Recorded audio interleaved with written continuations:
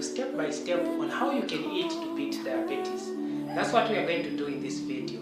So if you've not watched other videos that we have produced, where we talk about how diabetes comes in and how someone can have diabetes, how the body also works in order to maintain an stable internal environment, I would recommend you to go to our YouTube channel that is called Truth Sets Free. You can also check another YouTube channel that is called Physiology Made Easy for Medical Missionaries. You can also follow us on Facebook, and also you can follow us on TikTok. On Facebook, you can follow Ndop Malumo. Those are the details. So I would recommend you to go and watch those videos, because this video is a continuation of the other videos that we've done. So in this video, I'm going to guide you step by step on what you can do if you're a diabetic patient, or you know someone who's got diabetes. You would want to help them.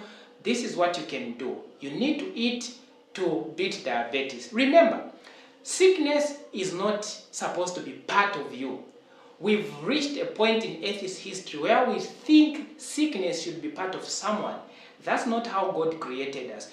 The desire of God is for us to be perfect. He created us as perfect beings when we came out of His hands. So, for you to reach a point of thinking you should live with disease for the rest of your life, you should be on medication for the rest of your life, that is lowering your identity in Christ. That is lowering your identity. That is not how God wants it to be. So one thing also that I would want you to know is your body is its own doctor. As far as I'm concerned, there is no one substance that can be used in the name of a drug that can cure. And also, there is no medical professional, no medical doctor that is able to heal you. The body heals itself. That's how God created it. Remember, when you get a cut on the back part of your hand or your palm, what will happen? Or even just in the palm itself, what will happen? With time, you will see that cut that you've gotten beginning to heal itself. That's what I mean. The body heals itself without me, without any doctor, without any drug. It can heal itself. All it just needs some good natural help from the outside to push it to keep going forward. So that's what the body needs. So when dealing with diabetes, these are the things that you should do. We are just going to talk about the nutrients. Which nutrients should you prioritize if you are eating to beat diabetes? So we are talking about diabetes, and specifically diabetes type 2. These methods can also work even for diabetes type 1. Okay. So the first thing that you should do is make sure you eat carbohydrates less than 50 grams per meal. I repeat, if you are eating carbohydrates, your carbohydrates should be less than 50 grams per meal. This is the reason. Whatsoever food you eat, in one way or the other, that food is going to be converted into glucose. That's what happens. Your normal blood glucose level, when you've not taken anything, especially in the morning, it is around 80 to 90 milligrams per deciliter. If you are using millimoles, it's like 4 to 5 millimoles per liter. That is when you've not eaten anything. So that is your normal. Now, if you eat a meal that is rich in carbohydrates, in carbs, what will happen is your blood glucose level, the glucose that is in your blood, the sugar that is in your blood, will rise, will go high. And when it goes high, your body will dictate that your blood glucose level has gone high. And because the body doesn't want things inside the body to go out of order, out of balance, being too high or being too low, So there is an organ in the body that is called the pancreas. The pancreas is just an organ that has got actually so many functions. We've talked about it in the other lectures. It has got cells that are called isolates of Langerhans, and these isolates of Langerhans has got other sub-cells again, other groups of cells. It has got the beta cells, it has got the alpha cells, it has got the delta cells and the PPs. But anyway, it has got the alpha and the beta cells. The beta cells of this organ, the pancreas, will produce or secrete a hormone that is called insulin. So this blood that has got high blood glucose, it is going to go and reach the pancreas, because this pancreas actually, the cells of it are surrounded by small blood vessels, capillaries.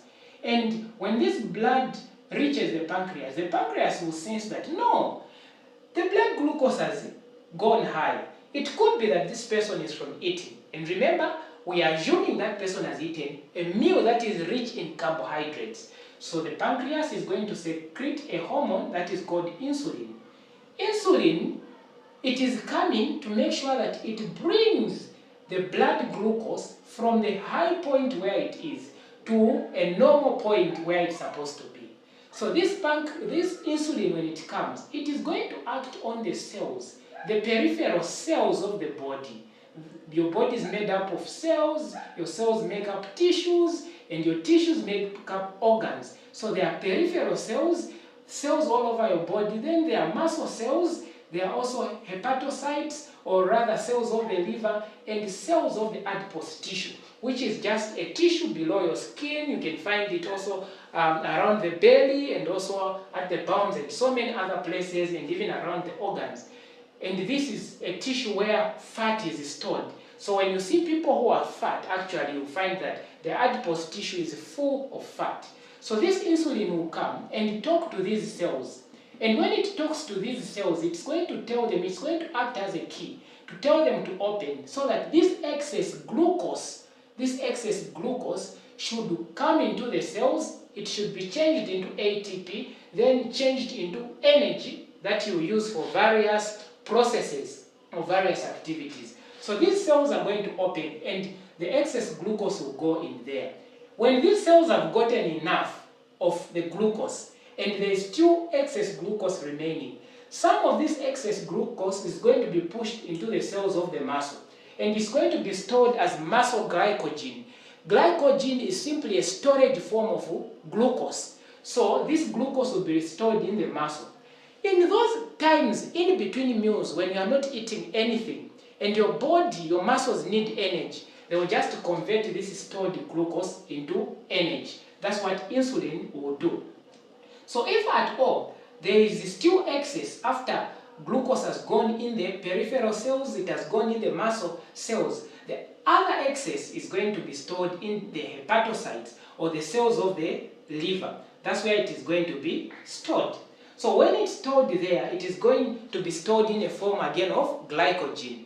So this one also, in between meals, the muscles in between meals were using the glucose for their various activities, because your muscle needs energy. So the glucose that was stored in the muscle was converted from glycogen to glucose and then to energy within the muscles.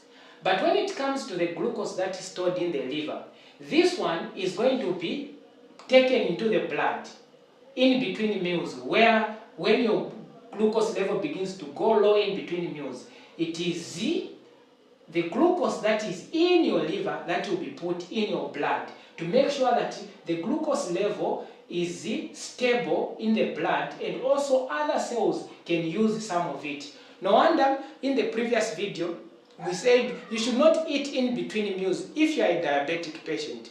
Not only if you are a diabetic patient, as a human being, you should not be eating in between meals. Even when you feel a bit weak, you should know that you will not die, because the liver is going to push glucose into your blood in between meals. So if these two are filled up, the muscle is full, the liver is full, the excess is still there, that excess is going to come into the adipose tissue. So the glucose is going to be converted where? It is going to be converted into fat. So you see now what happens. No wonder when someone who is obese, someone who is fat, they are trying by all means to exercise, they are not losing weight. You know the reason why you are losing weight in as much as you are exercising so hard? Because you are eating mostly carbohydrates. So when you eat mostly carbohydrates, those carbohydrates will be converted into glucose. And if the glucose has been taken to the peripheral cells, to the muscle cell and the liver cell, and there is so much glucose still remaining in the blood, that glucose will be converted into fat, and it will be stored into where? It is going to be stored into your adipose tissue, and you start gaining. And if you are already obese, you are exercising, you find you are not losing weight. So if you are trying actually to exercise to lose weight, you should also try to check on what type of food are you eating. If it's carbs, remember, it is going to release so much glucose in your blood, and that glucose, most of it is going to be taken or converted into fat. So in a case that is in between meals, you will find, and you are not taking anything, this fat again will be converted back into glucose in between meals. So when you eat carbohydrates, carbohydrates cause blood glucose to go very high. And when it goes very high, the insulin will come in the blood to make sure that it lowers the blood glucose. Unfortunately, when it lowers it so low, lower than the starting point, to a point that you even feel so weak just after a short time after taking carbohydrates. You feel so weak, you feel your mood is low, you can easily get depressed, you easily get fatigued. That's a problem with carbohydrates. So make sure you minimize your carbohydrates per meal to a maximum of 50 grams per meal. If you are eating a potato, just eat half of it, especially if you are a diabetic patient. So this is what will happen with carbs. Now, because carbs raise the glucose very high and causes the insulin, the pancreas, to secrete a lot of insulin, you find that it's very hard for you now to cure or to treat your condition, which is diabetes type 2. Because when you are diabetic, diabetes type 2 is characterized by having hyperinsulinemia, meaning so much insulin in your blood. Why? Because there is so much sugar in your blood. So you've got two things, so much sugar and so much insulin. So if you keep on eating a lot of carbs, you will find that this problem will not stop. And because of that, this so much insulin that keeps coming, let's say in the morning you've eaten carbohydrates, in the afternoon you eat carbohydrates, in the evening you eat carbohydrates, this insulin will keep on coming to speak to these cells, peripheral cells, muscle cells, liver cells, and adipose tissue cells. And these cells will reach a point where they get frustrated and get irritated and start ignoring the insulin.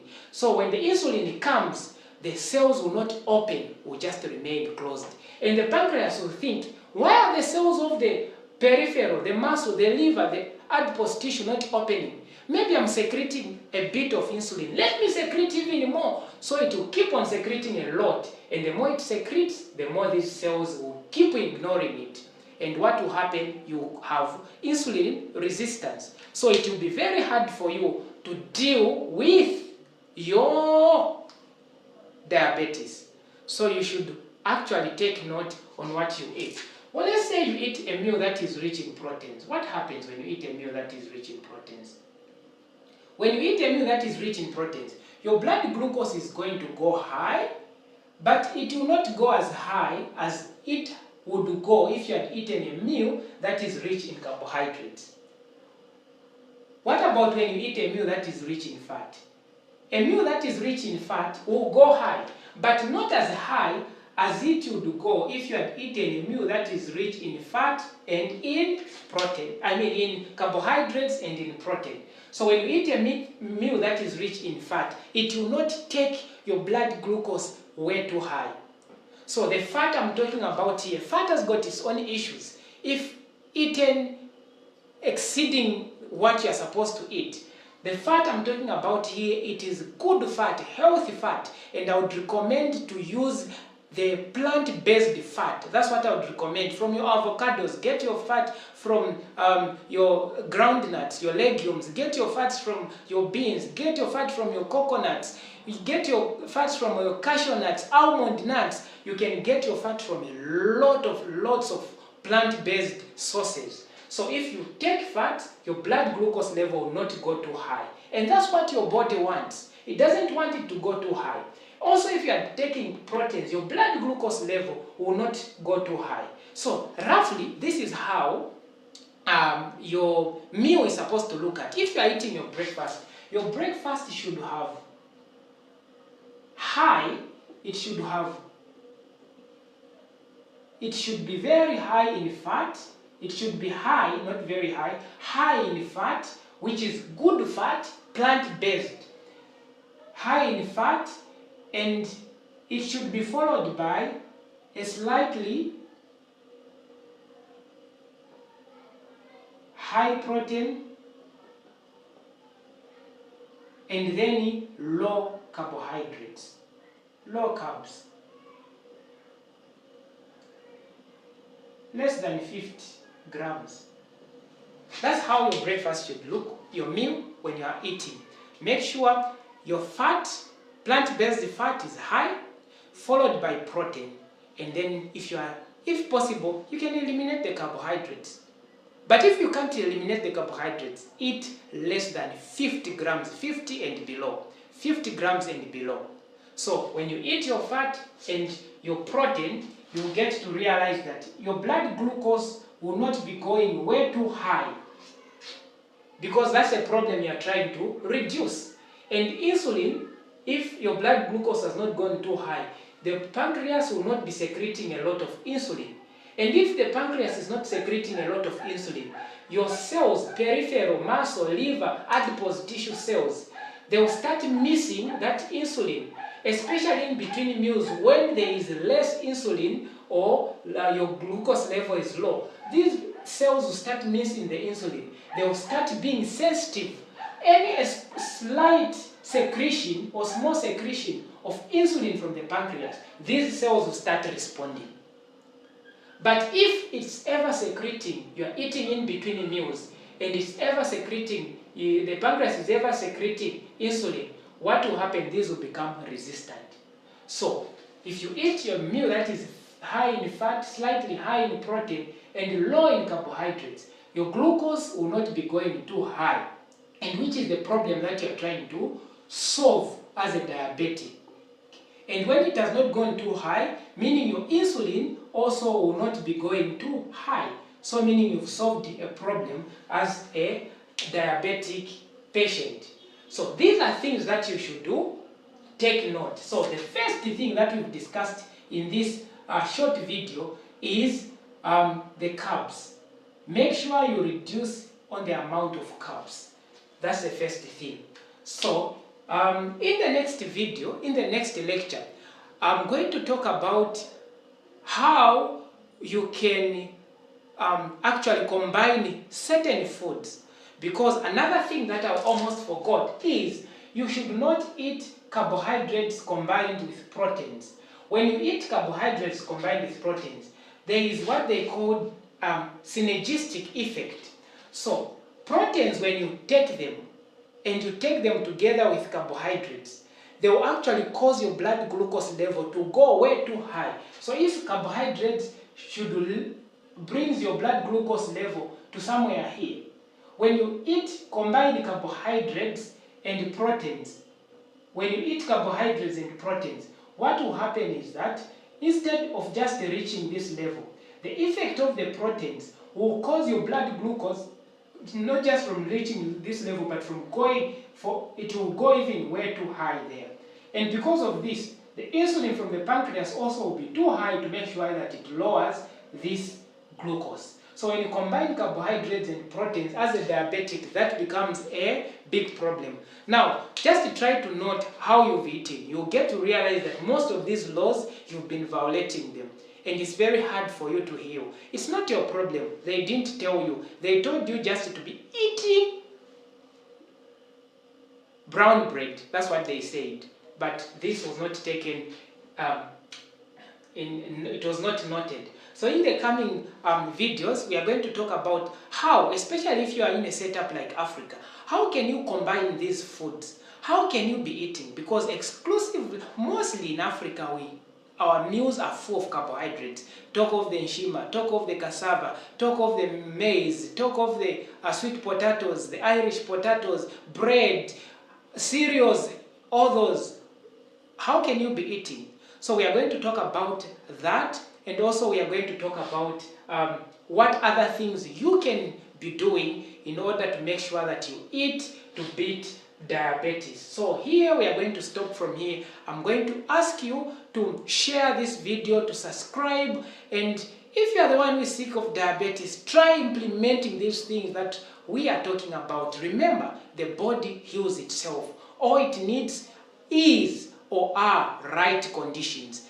Then it will heal itself. No doctor can heal you. No single substance is capable, in the name of a drug, is capable of healing you. It is your body that heals itself. That's what happens. If you cut yourself here, the body will heal itself, given right conditions. So if you give these conditions to your body, which is now suffering from diabetes, then you'll find that your diabetes will be beaten and you will win the battle against diabetes. Thank you.